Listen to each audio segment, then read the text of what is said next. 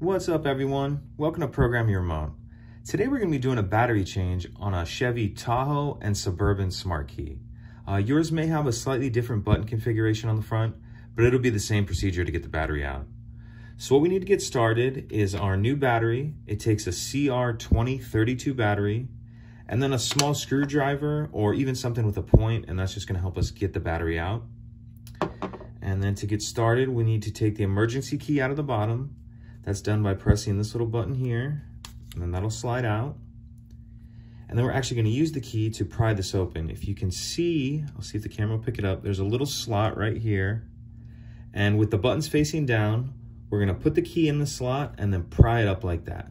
And just make sure you're pushing all the way in so it doesn't slip off. So push that in, pry up like that. And the back will come off.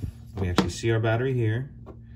We'll grab our screwdriver or like I said, even anything with a point, a knife or something will work. Just anything to get under it. Then we'll take our new battery and we need to put it plus side down. Make sure you put the plus side down. We'll go ahead and snap this back on. Slide our emergency key back in. And that's it. Pretty simple. If you could take a second to like and subscribe, it helps us out and I'd appreciate it. Thank you.